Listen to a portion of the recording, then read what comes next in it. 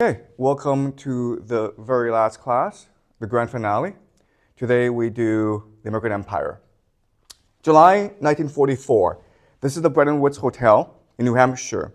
40 nations get together and they discuss what the post-war peace will look like. Everyone knows that Nazi Germany will eventually be defeated, as well as Japan. So the question now is, how does the world build peace and prosperity after such a devastating war? And the Americans propose the Bretton Woods system.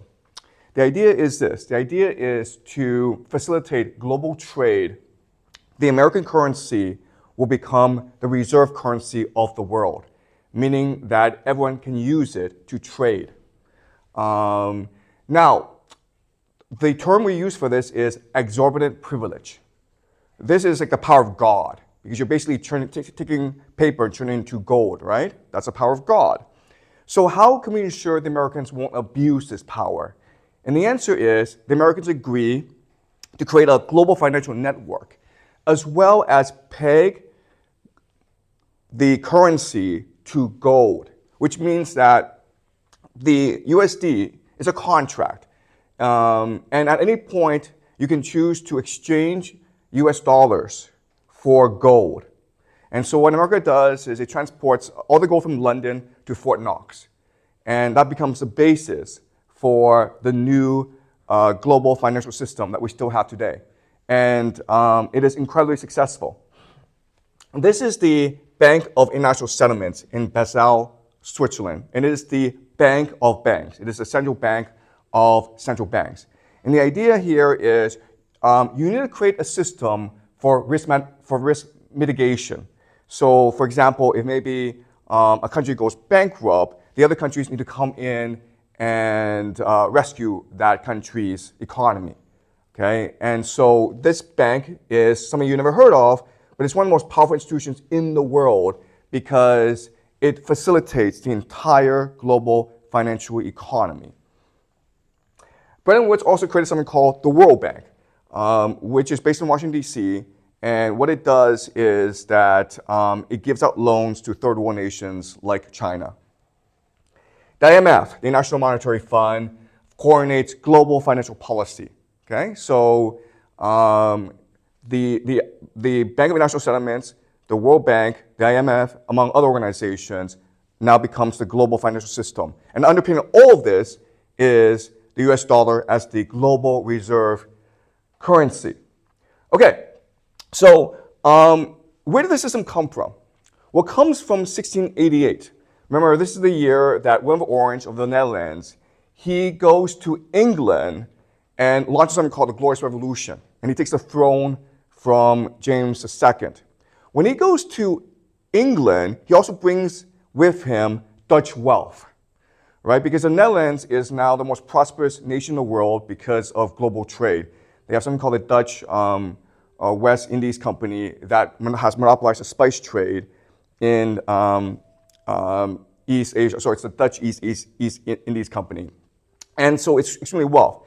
Now, as we discussed previously, the Dutch are Calvinists. So they believe that there's a religious obligation for them to get wealthy. Wealth will guarantee their entry into heaven. But for that to happen, they need to ensure their wealth is protected, right? And at this point in history, the Netherlands is being conquered or at war with France, with Spain, with a host of enemies. So it's not, the money isn't safe in the Netherlands, so it's being transferred over to England because England has a navy that is the most powerful in the world. It's also an island, so it's pretty hard to invade. 1694, this wealth becomes the basis of the Bank of England, which is considered the second oldest central bank in the world, but it's really the first central bank in the world. The reason why is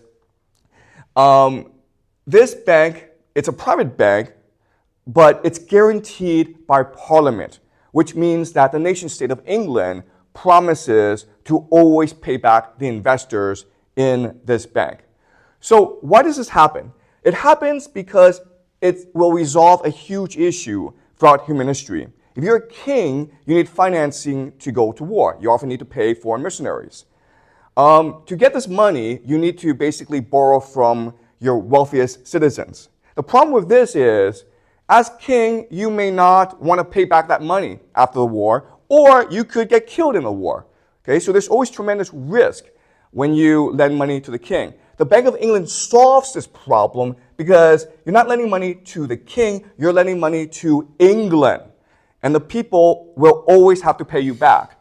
All right, so maybe they won't pay you back today, but they'll have to pay you back sooner or later, okay, because it's guaranteed by Parliament. And this system is extremely successful. In fact, this system is what allows England to defeat Napoleon in the Napoleonic Wars, okay? In 1815, Napoleon is finally defeated.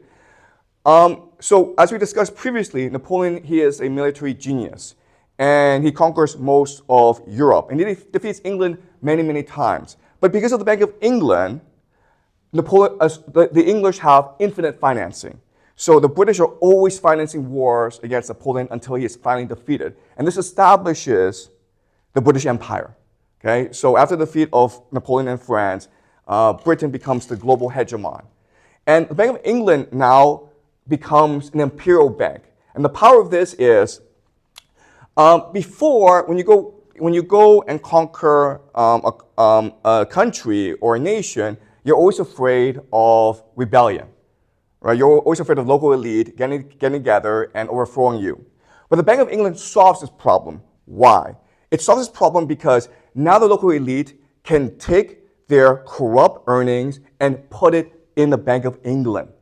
All right? So now the elite have an incentive to work with the British to maintain their empire. And that's how Britain was able to build the world's first truly global empire and able to maintain such harmony and stability with the empire for such a long time. Okay? The secret was international finance as embodied by the Bank of England. Okay? So let's summarize the history of central banking. Okay? It's complicated, but we need to understand this history if we understand today's world. First important idea is the Dutch Calvinists, they have a religious obsession with storing wealth. Okay? Remember, we discussed this, right? The Protestant religion demands that you get rich. The Parliament of England guarantees this wealth, thus giving England infinite financing for wars. This is important because if Parliament is willing to guarantee financing, not only can it use all this wealth stored in the Bank of England, but it can also generate new wealth from investors overseas as well. Okay? Third idea, this financing, infinite financing, allows Britain to defeat Napoleon. Fourth, the Bank of England stores wealth of corrupt local elites, allowing for stability and harmony within the empire. Now, this is important. What will happen next is America will emulate this model and create something called the Federal Reserve in the year 1914. So the idea of the Federal Reserve is you have all these provincial banks around America. They get together and decide that we as private banks will convince the government, the Congress, to give us a power to print money. How do you print money? You issue loans, okay? When you issue loans, you're just basically putting money into the system, okay? So, in 1914, they developed the Federal Reserve System. And after World War II, America is now able to export this Federal Reserve System all around the world by creating independent central banks in each nation and having these central banks work together to create more wealth for their investors. So this is something really important you have to understand. Nation states compete against each other, but independent central states, all of these nation states, work together because that way it's easier for them to generate wealth for their investors, okay? To grow capital, private central banks coordinate rather than compete. There are parasites that feed off the nation state, okay? So this is a really important idea that no one understands. The nation state is responsible for protecting this wealth, and the central banks can use the resources of the nation state to feed its capital growth. Okay? And this is the modern financial system that we have today. The central banks basically rule the world. All right? Okay, so this is Carroll Quigley, and he wrote a book called Tragedy and Hope, which I highly recommend. He was a Georgetown professor. He was Bill Clinton's favorite professor at Georgetown. And in his book, he explains how this financial system works, okay? So let's read it very carefully. And he's talking about the 1920s. After World War I, the powers of financial capitalism had another far-reaching aim, nothing less than to create a world system of financial control in private hands, able to dominate the political system of each country and the economy of the world as a whole. This system was to be controlled in a feudalist fashion by the central banks of the world, acting in concert by secret agreements arrived at in frequent private meetings and conferences. The apex of the system was to be the Bank for International Settlements in Basel, Switzerland, a private bank owned and controlled by the world's central banks, which were themselves private corporations. Each central bank, in the hands of men like Montague Norman of the Bank of England, Benjamin Strong of the New York Federal Reserve, Charles Riss of the Bank of France, and Helmut Schacht of the Reichsbank, sought to dominate its government by its ability to control treasury loans, to manipulate foreign exchanges, to influence the level of economic activity in the country, and to influence cooperative politicians by subsequent economic rewards in the business world. Okay, so in today's world, it's the central banks acting in concert that dictate financial, economic, and political policy all around the world. All right, so how can we understand central banks? Well, the main function of central banks is to control the money supply. Okay, so money is just a concept, it's an idea, it's something that we just made up. And the way the central bank controls money is by controlling its scarcity, which creates the illusion that it's valuable. Okay? Also, you're forced to use money to buy things as well as pay taxes, take out loans. All right? And they control the interest rate, which is the cost of borrowing money. So another way of saying this is, one mechanism the central bank has to control the economy is by lowering or increasing interest rates. If it lowers interest rates, it's just easier, cheaper to borrow money, right? So you can go buy a house or buy a car. If they increase the interest rate, it's more expensive, so people spend less money. So through that mechanism, they're able to control the supply of money in the system. All right?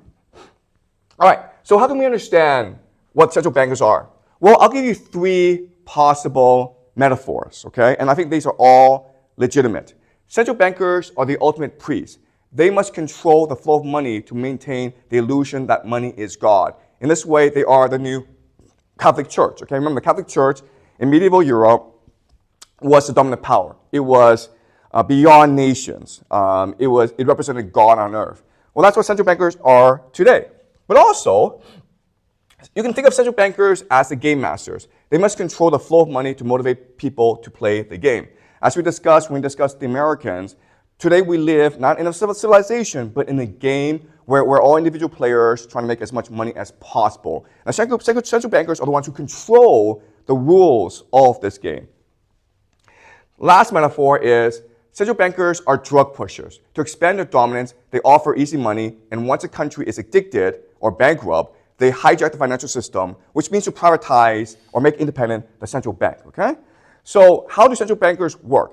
Well, let's do an experiment, okay? Let's use a thought experiment. Let's just say I'm a central bank, and I'm trying to get you to become addicted to my power, right? So what I do is this. I say to you, hey, here's $10,000. And you're like, okay, and what do you want for $10,000? I'm like, nothing. Just go enjoy yourself. So you take that $10,000 and you go on vacation to Hawaii. You live in a 5-star hotel. You're really happy. You come back and you say, that was great. Can I get more money? And I'm like, here's $1 million. Go and enjoy yourself. And you're like, what do you want for it? And I'm like, nothing. Just go enjoy yourself. So you go, but this time you're smarter. You're like, no. This money is limited. I need to go and invest it if I want to generate more money, okay? Otherwise, I have to go back to the bank and get more money. So you start opening businesses, you invest in restaurants and ski resorts, who knows, okay? But you have all these investments. The problem is, you really don't know what you're doing. And you make these bad investments. And eventually, what you recognize is, you're in debt now. You had $1 million, but now you owe $10 million. So you come back to the bank and you say, listen, I need $10 million. I'm like, fine, but now you have to give me your soul. And you're like, you're just stuck, okay? That's how central banks work. I know this sounds terrible, but that's really how they work in the world, all right? So now I'll give you examples. All right, so what central banks do is they have the power of God. They're alchemists, basically, because they can take paper, which we know is worthless, and turn it into gold, which is what everyone wants. Now, something to remember, and this is really important, is that throughout history, whenever there's a major power, there's always a rising power that challenges it. So in our world today, there's no nation state that can challenge the power of the central banks. But there are these technology companies that are arising that are trying to displace them from godhood, okay? So Bitcoin is something they've invented. It is the American military's fail-safe system in case the American government defaults on the debt and the US dollar loses its reserve currency status. So Bitcoin has been controlled by the American military along with certain technology companies, and they're trying to displace the USD. All right, so there's a conflict going on here. All right, also, artificial intelligence will be used to create the illusion of God, right? Why is there so much investment interest in artificial intelligence?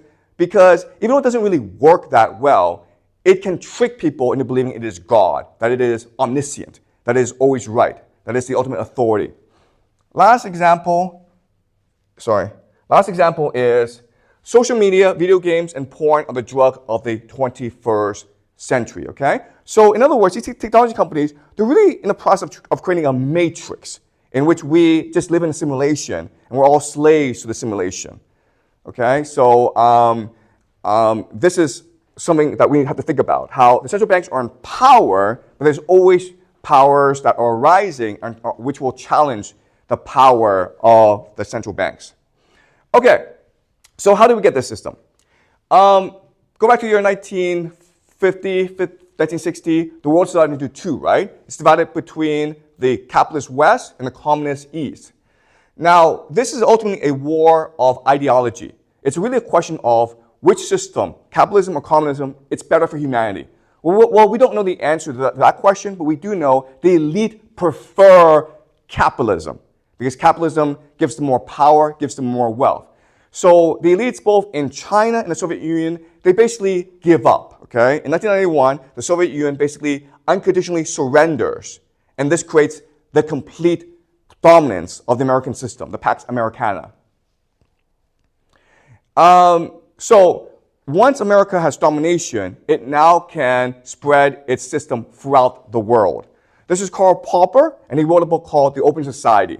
And in it, he questions grand ideologies because he believes that it's these grand ideologies like communism and fascism that have destroyed the world and which have led to World War II. He hates Plato, he hates Marx, he hates Hegel. He thinks these are the three totalitarian philosophers in human history. And so what he proposes is that the height of civilization is the Anglo-American civilization. Okay? The Germans and the Russians are bad because they are racist, because they are nationalistic, because they are grand in their vision. They're always trying to transform humans to shapes and things that are anti-human. But the Americans and the British, they are practical. They are utilitarian. They believe in evolution. Okay, and that's what Karl Popper believes the Anglo-American civilization is really the height of human civilization. But there's actually another way to understand the Pax Americana. And so the idea is, from World War II, we transferred the Pax Americana. And there are major differences, right? So World War II was about the nation state. That was the main constituent body of World War II. In the Pax Americana, what matters is the international rules-based order, which includes central banks, but also includes the United Nations, right? World War II was about mercantilism. Mercantilism is that you only trade within your sovereignty, okay? You only trade with your colonies. But Pax Americana argues for global free trade. Global free trade will lead to prosperity in the world. World War II argues for unity of will, and Pax Americana argues for consumerism, okay? The unity of will is the idea that we must be a whole, that the constituent parts together are less than the whole, okay? Consumerism is just individuals should just go and spend money and enjoy their life. And don't worry about big problems like the nation state, end of history, these ideas. All right. In other words, what's happened in our world is the world's gone from one that focused on civilization to a game. In a civilization, people are citizens who sacrificed themselves in order to obtain glory, okay? So think of Achilles, right? Achilles went to Troy because he was a competition among his other Greeks to seek eternal glory, okay? But in the game, we're all individual players who are trying to make as much money as possible. Now, in theory, you're taught that, okay, the best way to do that is to work hard, be smart, be talented, create something innovative, right? But in reality, the best way to make money is by cheating, okay? What is cheating? Cheating is basically creating a monopoly. And then everyone's just forced to pay as much as you want, okay? So John Rockefeller, Bill Gates, these were all monopolists, and they were the wealthiest people in human history, okay? All right, so after World War II, America is the only major industrial nation left standing. And America uses the opportunity to rebuild both its economy as well as the global economy. And it does so by transferring its wartime economy into a peacetime economy. Okay, in a wartime economy, you are manufacturing goods at mass, right? When a peacetime economy, you're also doing that. The problem, though, is now that you have peace, who's going to buy these products? So what America did was it basically said to Europe, we'll make these products, these manufactured goods, these cars, and you will buy them. Europe's like, we have no money. And America's like, don't worry about it. We'll lend you the money, okay? And so this worked out really well for America. If you were a white high school graduate, male in America in the 1950s and 60s, 70s, you had the best life. You lived better than the nobility of Rome, okay? This is just a guy, he could be a salesperson, he could be a clerk, he could be a factory worker, but he had a car. In fact, he probably had 2 cars. He had his own house. His wife didn't have to work, and he could send his 3 kids to college. Also, they could take 1 or 2 vacations a year to Europe. It was really the best life. And that's what the Pax Americana created, okay? Prosperity and peace for the American middle class. But the problem is that over time, the Germans started to catch up. The Germans were destroyed in World War II, so they were incentivized to work together, to work hard, to rebuild their civilization. And German manufacturing became famous throughout the world, as did Japanese manufacturing, okay? So now what's happening is, because of the superiority of German and Japanese manufactured goods, America was transitioning from a creditor nation, where everyone owed it money, to a debtor nation, where its consumers were buying things that they couldn't really afford from overseas, okay? And again, America could do so because America had the US dollar as the reserve currency. 1961, Dwight Eisenhower is retiring from the presidency, and he says to the American people, I know we are at war with the Soviet Union, it's a Cold War, but we don't have any real enemies. Our enemies are all internal. There is currently in place something called the military-industrial complex. They employ millions of people, they manufacture weapons, and they're intent on war. They are our true enemy. If we allow the military-industrial complex to hijack the American political system, then we'll be constantly fighting these useless wars that will bankrupt our nation. Be aware. This is our greatest threat to our nation in our history. Okay? This is his farewell address. The potential for the disastrous rise of misplaced powers exists and will persist. We must never let the weight of this combination endanger our liberties or democratic processes. Okay? He's talking about the military-industrial complex. And it proved present and prophetic because after he retired, America will start engaging in wars around the world that it could neither afford nor could it fight properly, and it bankrupted America. The most famous example is the Vietnam War, okay? Where America lost about 50,000 soldiers and killed millions and millions of Vietnamese civilians. It was a pointless, brutal war that almost bankrupted America. And it almost caused a civil war in America, right? At this time, America was also competing with the Soviet Union in a space race, right? So in 1969, America sent a man to the moon. And this is a real picture, okay? Now some of you might be like, some of you who might be conspiracy theorists, okay? Not me, but some of you might be conspiracy theorists say, wait a minute here. Why is the lighting perfect on the moon, right? And why are there no stars in space? And why is this flag floating around, okay? Conspiracy theorists would ask these questions. I don't ask these questions because I'm not a conspiracy theorist. Just so we're completely sure, okay? Also at this time, Lyndon B. Johnson announced the Great Society, which was this fantastic social program to ensure that each and every American had an opportunity at the American dream. Okay, so you had free healthcare for the elderly. You had programs like Head Start. It was fantastic, but it's also really, really expensive. So if you are a nation like France, you're like, you know what? America is sending people to the moon. It's fighting all these pointless wars, and it's building all these great social programs for its population. Does America have the money to do this? In other words, is it possible that the U.S. currency, the U.S. dollar, is no longer able to repay its obligations? That's why France, under Charles de Gaulle, sent warships to America in the mid-60s to repatriate its gold. It's afraid that America will go bankrupt. And this proved very, very wise. And after France did this, there's now this fear among Americans that every nation will do this. And then every nation did this, America will go bankrupt, right? That's why in the year 1971, Richard Nixon announces the US dollar will no longer be tied to gold, which means that you can't use US dollars to buy gold anymore. Which means what? Which means the US dollar is based on nothing. The value of the US dollar is now based primarily on people's faith in its value. Okay? So this leads to a lot of problems like inflation and oil shock. So to solve this problem, in 1973, Nixon signs an agreement with Saudi Arabia. Basically, the agreement is that from now on, Saudi Arabia, which is the world's largest oil exporter, will only take payments in US dollars.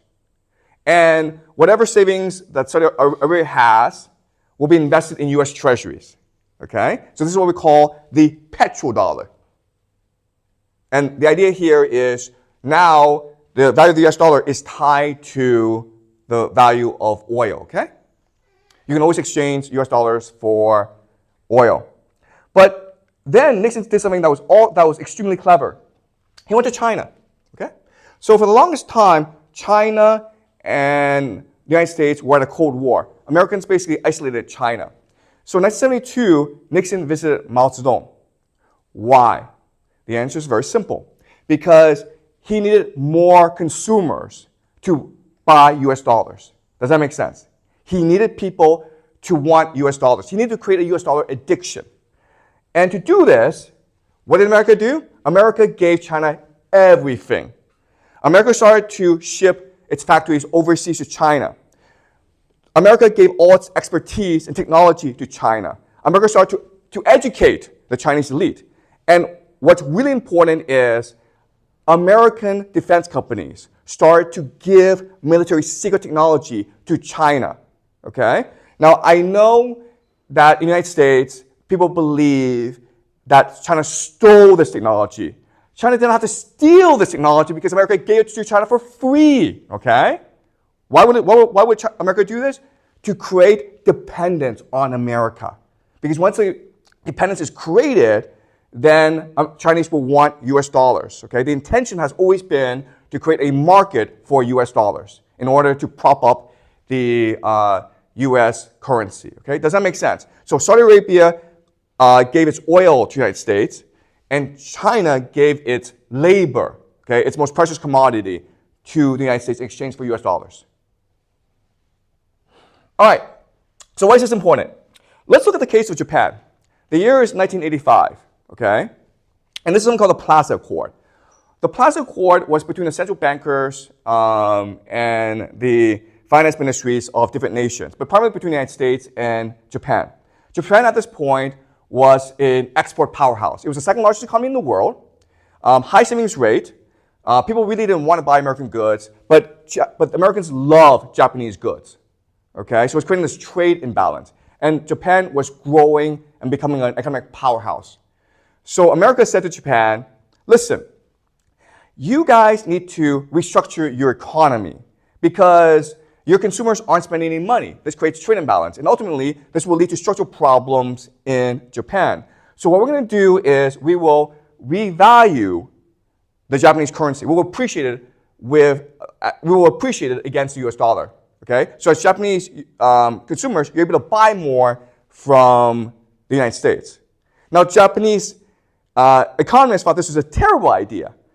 But because America has military bases in Japan, Japan didn't really have a choice in the matter, right? And so this created the Japanese explosion of wealth, okay? So they were able to buy Rockefeller Plaza in New York City, and this created a fear of Japan in the United States. So to demonstrate to you how ridiculous the situation was, in the year 1990, in Kyoto, the imperial grounds, okay? I'm not talking about the city of Kyoto. I'm talking about the imperial grounds in Kyoto, okay? That land by itself was worth more than Canada as a country. You could sell the imperial grounds of Kyoto and go buy Canada for yourself, okay? That's how ridiculous the situation was in Japan. Because of the appreciation of the yen, cheap money flooded into the nation of Japan, and so people were speculating on real estate and the stock market. Okay, which led to ultimately economic collapse in Japan. So as you can see, from the 60s up until about the 90s, Japanese growth was pretty strong. But after the Plaza Accord, you saw a steep drop. Okay, the Plaza Accords, by appreciating the yen, by giving Japanese easy money, it destroyed the Japanese economy. All right, so remember this. If you want to nuke an economy in a nation, if you really want to destroy an economy in a nation, give them easy money, all right? If I want to destroy you as a person, I'm going to give you $1 million because you're going to take that $1 million and do stupid things with it, okay? Can you clarify a bit of easy money? Oh, okay, yeah. What does easy money mean? Easy money just means that you think it's free. You have to work for it. You don't have to earn it, okay? And the idea of easy money is central banks have the power to print money. So if you come to me, I'm a bank, I can actually just give you $1 million. And you take it. That's easy money, right? Okay, that's the idea. Okay, so you don't understand this. It's a hard concept to understand. But banks have that power. They can just print money out of nothing. Okay, and this is what we call easy money.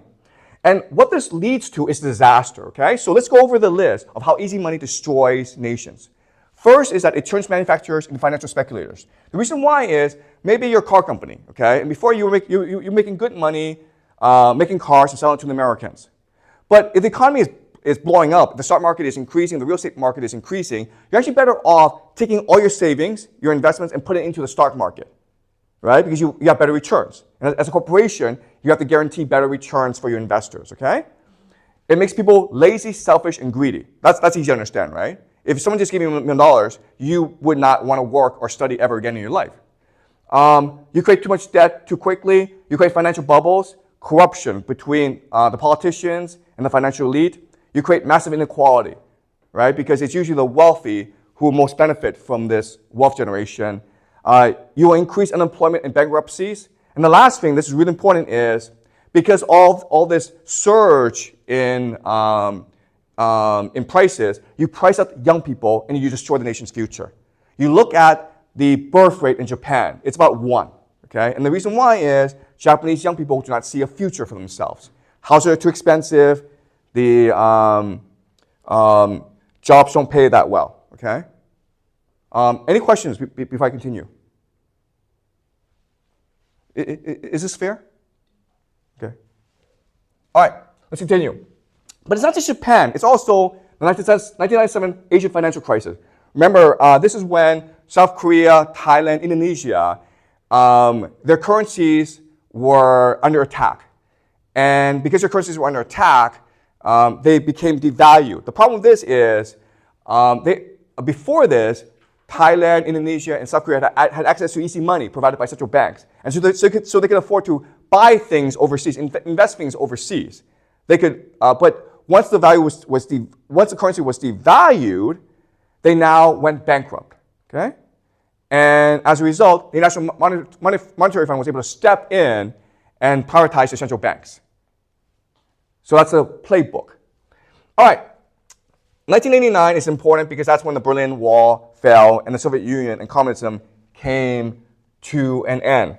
Now it's the Pax Americana, okay? And in the Pax Americana, the system is America would ship its manufacturing overseas. Remember, manufacturing was a source of middle-class wealth generation. Now it's shipping all its manufacturing overseas to focus on financialization. All right, so the idea is that Wall Street would take all its money, all its wealth being generated overseas, and then take it back to America and use it to invest in America, to basically engage in financial games.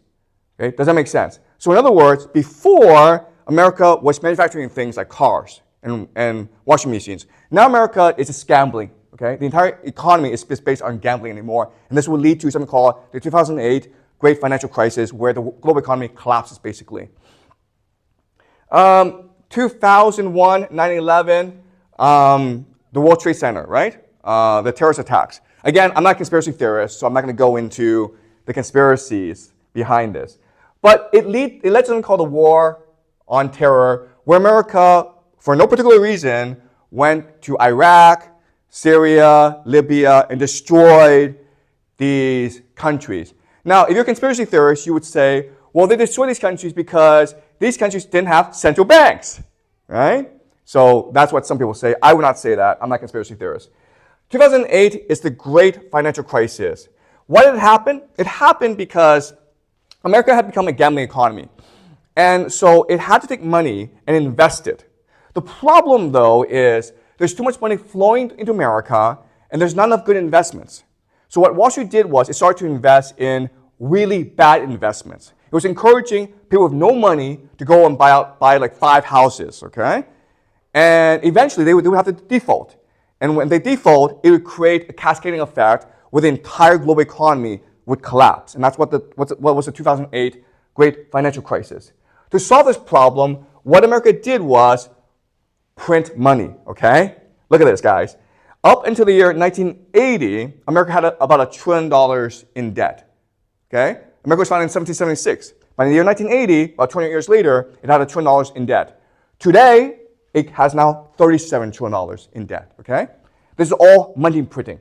Starting about 2008, boom, you see the steep curve going all the way up, all right? The economy in America right now is really screwed up. The reason why is the stock market is worth twice as much as the real economy. Okay, that makes no sense at all. The total value of the U.S. economy is half of that of the stock market.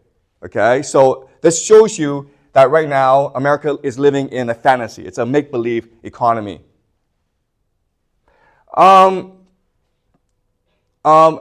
The other problem is this massive wealth inequality, okay?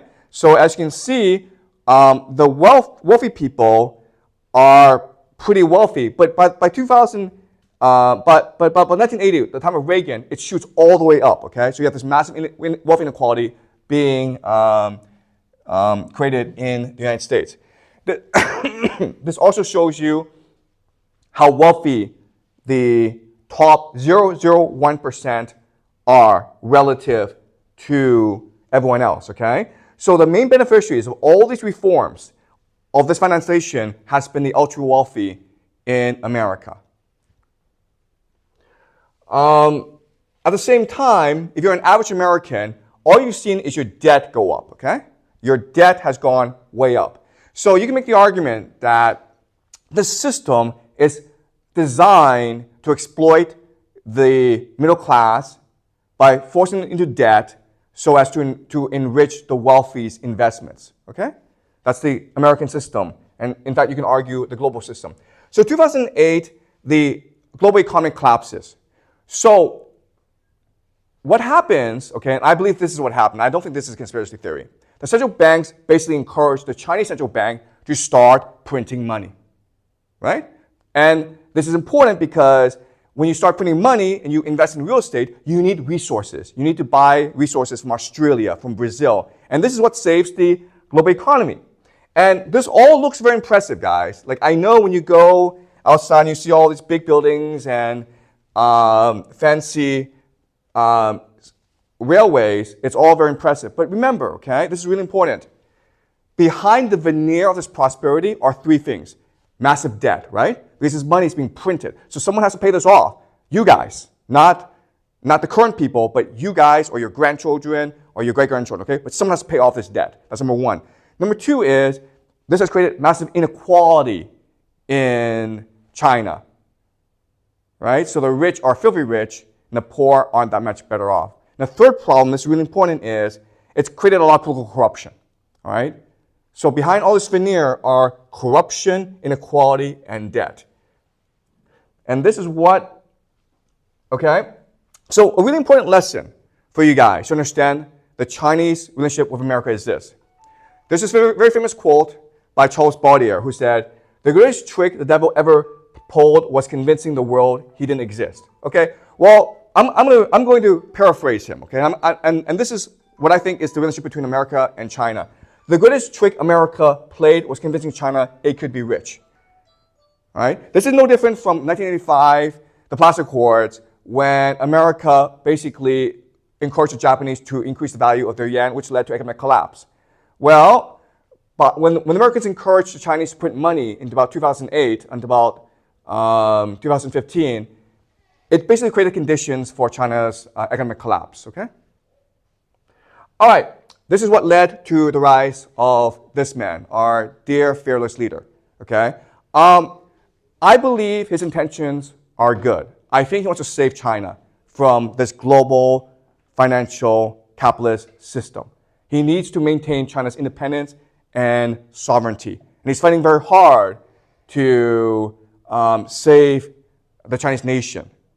Okay, that's what I believe.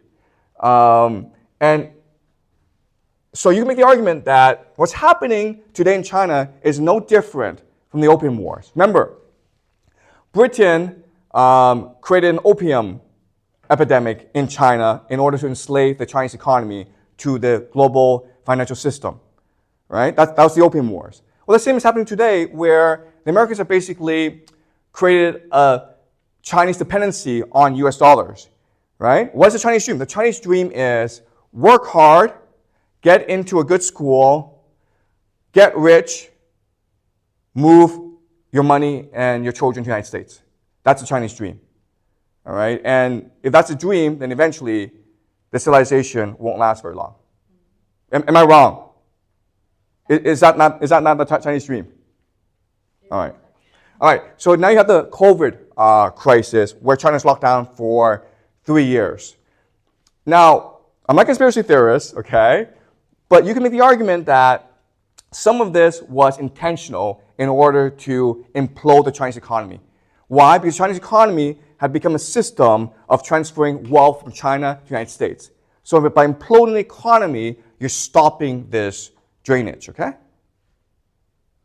All right, this also led to the rise of this man, Vladimir Putin, who is very much like Joseph Stalin. He understands the grand picture. He understands strategy, grand strategy. He understands that now it's time to strike.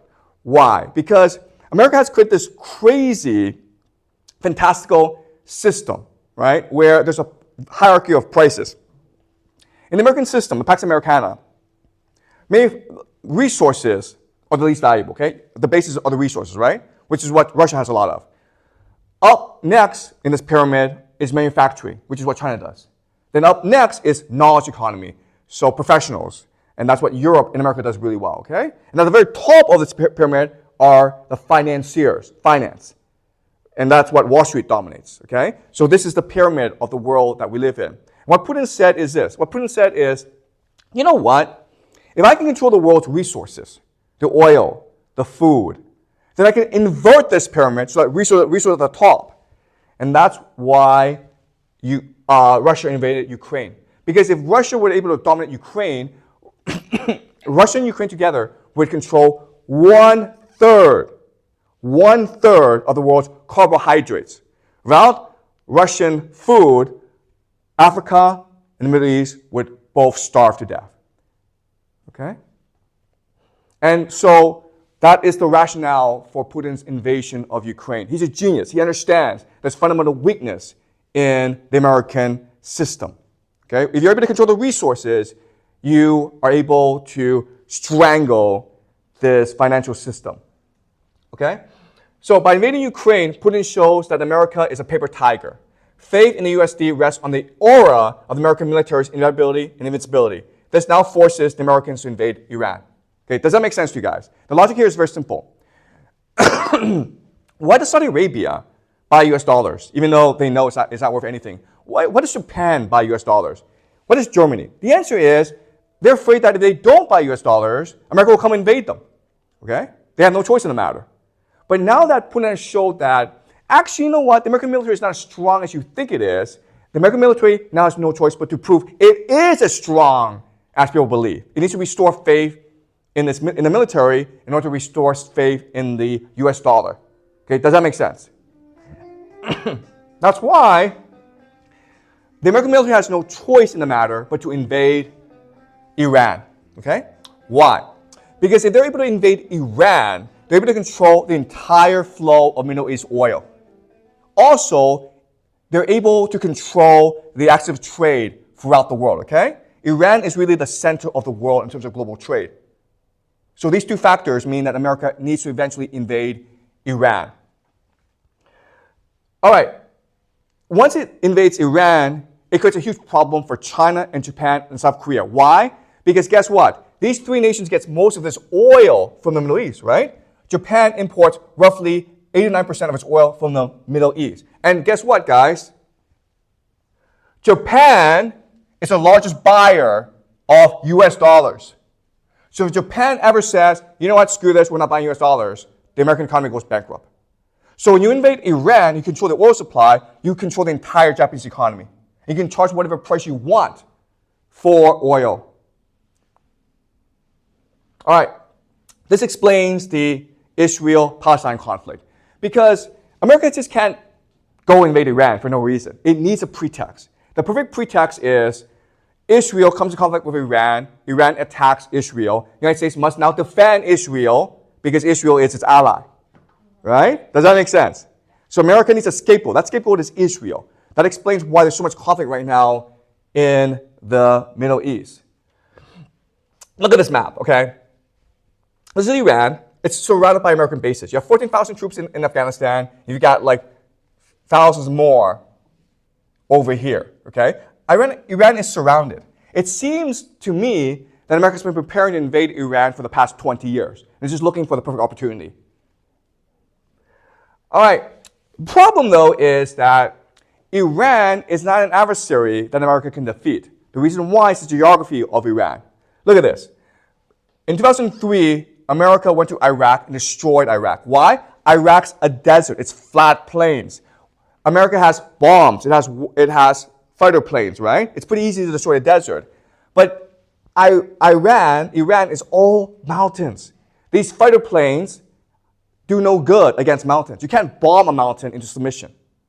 Okay? So if America were to invade Iran, there's very little chance that America would win this war. In fact, it may be the end of the American empire. And Putin has a plan, okay? Putin is a genius. He knows exactly what will happen. So Putin is preparing for this possible invasion of Iran. So this is a really important picture. Putin signed an agreement with Kim Jong-un.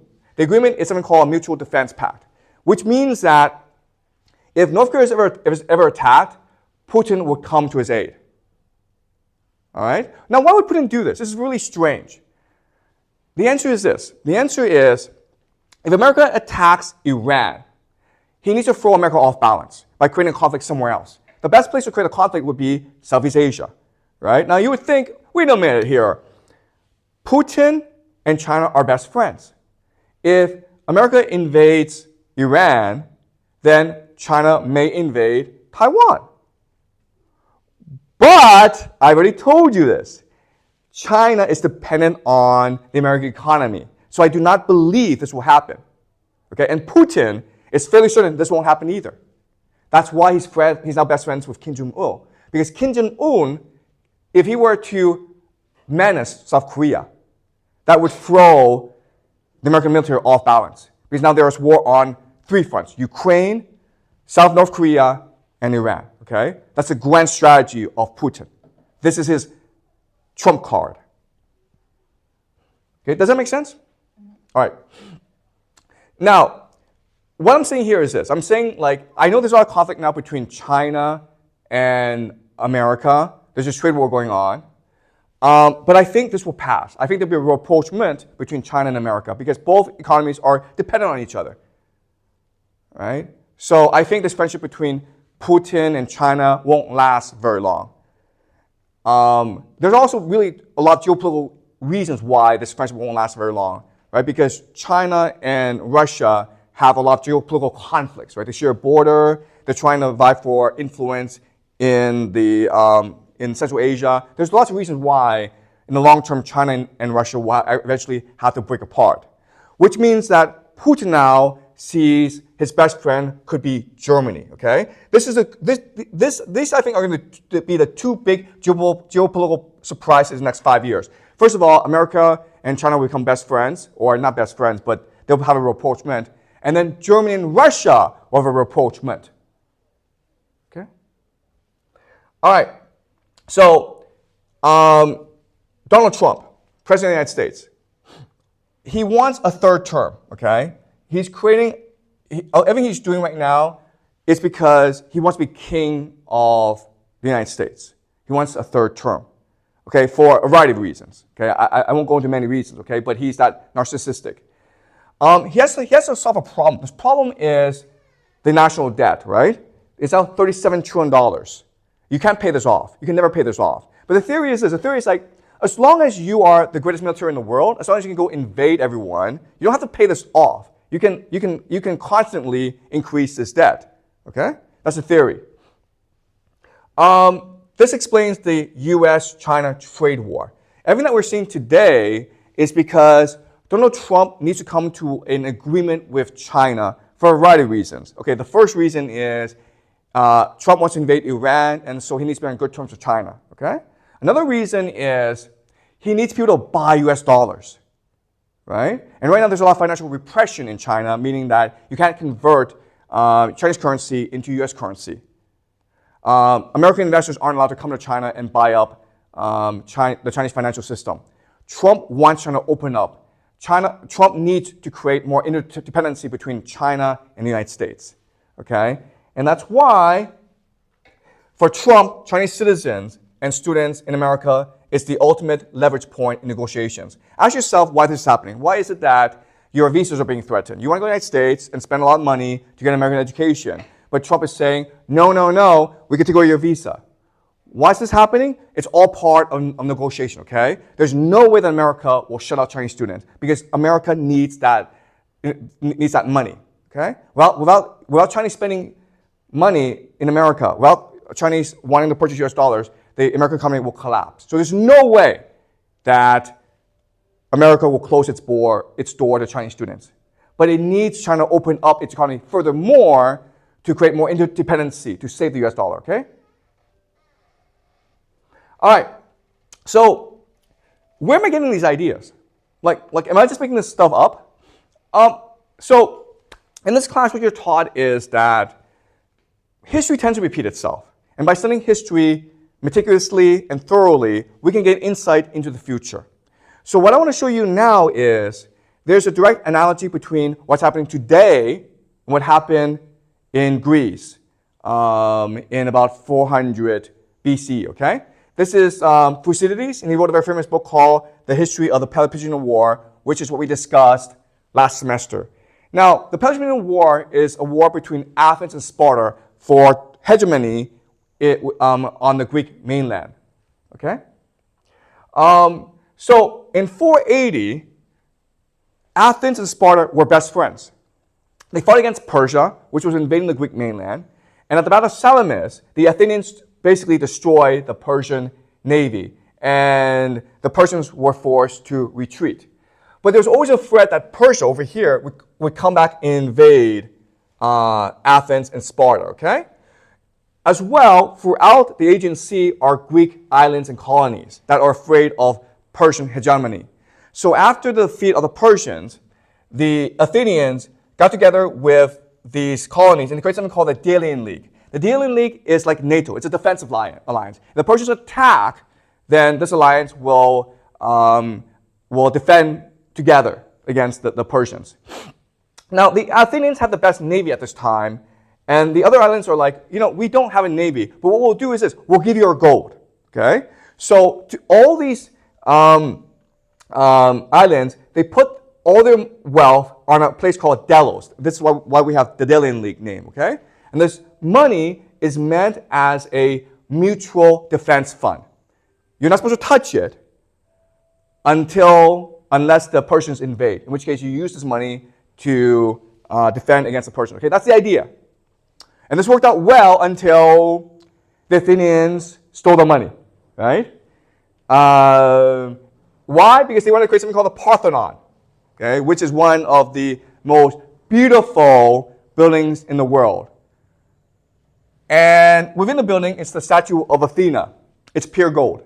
Okay, so the Athenians stole all this money from Delos, from their allies, and they built this Parthenon, and the wealthy were able to steal from the Parthenon in the construction process. And so the citizens of Athens became really wealthy. It's easy money, right? And remember, easy money destroys a society. And so this is what led to the Peloponnesian War, because after Athens stole this money, it didn't apologize to its allies. In fact, it forced its allies to continue to pay tribute to Athens. Athens became a mafia state, okay? A protection racket. If you don't give us money, then we'll come invade you. And so these allies started to encourage Sparta to attack Athens, and then that's what led to the Peloponnesian War, okay? So there are three major incidents from the Peloponnesian War that I want us to focus on. The first incident is in 428 BCE, a place called Mytilene, an island. They were a former Athenian ally who refused to pay tribute. So Athenians invaded and conquered it. And now the question is, what do you do now? How do you teach these guys a lesson? How do you ensure this doesn't happen again? So one faction in Athens said, let's kill all the men. Okay? Pretty simple, right? Let's kill all the men, and then we'll spread fear among our allies, and no one will rebel against it anymore. So they have a debate, and all the citizens say, let's kill them all. So they send a trireme, a ship, to the island and to give the orders to Athenian soldiers to kill everyone. Well, not everyone, but the men, and enslave the women and the children. Okay? But after the debate, the Athenians started to talk amongst themselves, and a lot of them couldn't sleep. And they're like, this is wrong. We're Athenians. We are a democrat. We're a democracy. We fight for freedom and liberty. We can't do this to our allies. So the very next morning, the Athenian citizens get together and says, we're going to have another debate, and we're going to discuss what to do. And so they have this huge debate, and they say, no, we're Athenians. We're virtuous. We will not do this. So they send another trireme to catch up to the first trireme. And remember, the first trireme is way ahead, right? They have a day's journey ahead. So the other trireme, they work their asses off to catch up to the first trireme, and at the very last minute, they catch up. And they tell the soldiers not to kill the men, okay? And so this is the conflict between democracy and empire, right? Now, let's fast forward to 416. And now another thing happens where the Athenians are losing this war against Sparta. It's costing them a lot of money. They're forced to melt down the statue of Athena, the goddess, and use the gold to pay for this war, okay? And so their attitude changes. And now they're completely a mafia state. They don't care about democracy, they don't care about virtue. All they want is for their allies to pay tribute, okay? So they go invade an island called Melos. And Melos is not part of this war. They're not part of Sparta, they're not part of Athens. They're just neutral. And then the Athenians said, we don't care, you pay tribute to us. Okay? They're basically like a mafia racket now. And the Melians say, we're neutral. You have to respect our neutrality. And the Athenians say in response, right as the world goes is only in question between equals in power, while the strong do what they can and the weak suffer what they must. All right? So 12 years later, the Athenians are like, screw virtue, screw democracy, screw liberty, just give us money. All right? So remember this idea. Athenians wanted the trappings of empire. They also want to feel virtuous. And over time, as Athens became more poor, they were like, screw virtue, let's have an empire. And that's why in 415, Alcibiades, who basically is the Trump of Athens at this time, okay? He says to Athenian people, hey guys, we're losing this war against Sparta, but don't worry, let's go invade more territory. Okay, so they decided to go invade Sicily, which was very wealthy. The problem, though, is that Sicily is pretty far away, okay? Remember, this is Athens. They're fighting this huge war in the Aegean Sea against the Spartans, and they're going to go and invade Sicily for its money, okay? And it's pretty far away. And it's not really well thought out. They don't really think about how to resupply the soldiers, and eventually their expedition gets wiped out at Syracuse, okay? So it's a disaster for the Athenians, and it turns the war in favor of the Spartans. Athens is so bad that everyone gets together. The entire world gets together to destroy Athens. The Persians, remember the Persians were the enemies of both Sparta and Athens, right? The Persians start to finance the Spartans. And the Spartans eventually lay siege to Athens and defeat the Athenians, okay? So, why is this important? Well, because history's going to repeat itself, okay? There's going to be a lot of similarities between the Peloponnesian War and American empire today. First similarity is NATO. Remember, the Athenians had the Delian League, and the Americans have NATO, okay? And NATO is meant to be a defensive alliance. But if that's the case, then why is it that the Nord Stream pipeline got destroyed? Remember, the Nord Stream pipeline, it sends cheap gas from Russia to Germany. The German economy is use cheap Russian resources, primarily gas, manufacturing the best cars in the world and sell to China, okay? But because of this war in Ukraine, America not only limited, basically embargoed Russian gas to Germany, which destroyed the Russian economy, but some people even say that the Americans destroyed the pipeline. Okay, so the Americans are attacking their own allies. Trump has said that America should take over Greenland and Canada. Why? Because they're wealthy, they have lots of resources, and also they don't have really strong militaries, right? Trump, he's like a mafia godfather. America is behaving like a mafia system today. Now, what America is doing is it's forcing Europe to rearm itself. So this is Germany, and Germany, Britain, France, they've all announced this huge military budgets. And so you're like, okay, does this mean that we'll have World War III? Well, America doesn't think like that. America isn't like, like, let's fight Russia. America is like, how can we exploit our allies further, right? And so you can make the argument that this is not really about fighting the Russians. It's really about getting their allies, France, Germany, and Britain, to buy expensive and crappy American weapons. Remember the military-industrial complex, right? The entire point is not to fight the Russians. The Russians are just a pretext and excuse. The real purpose is to get the Europeans to buy expensive American weapons. It's really a shakedown, okay? All right, so all around the world, there's protests about what's happening in the Middle East, right? These are huge protests, protesting what's happening in Gaza today. But ultimately, it's not going to matter, all right? Why? Because America's an empire. It's a mafia state. It needs to destroy Iran in order to maintain its power, okay? So Americans want the trappings of empire. They also want to feel virtuous. That's why there's conflict right now. Over time, as America becomes poorer and poorer, and more desperate, this virtue will go away. And the raw, brutal power of America will express itself throughout the world. And this will eventually lead us to the final conflict. the war between Iran and the United States. Iran has been preparing for a long time, okay? Ever since 1979, America's been preparing for a long time. This conflict is World War III. I cannot overstate how brutal this conflict will be. It will lead to fundamental changes in the world. Our lives will never be the same again. Everything that we've known in the past is now gone forever. And we have to prepare for a new future. So, I leave you with a message, okay? I know that this class has been depressing. You've been with me for a year now. It's been very depressing, okay? Because we've gone into the heart of darkness of humanity. And I know that the world looks more and more terrible.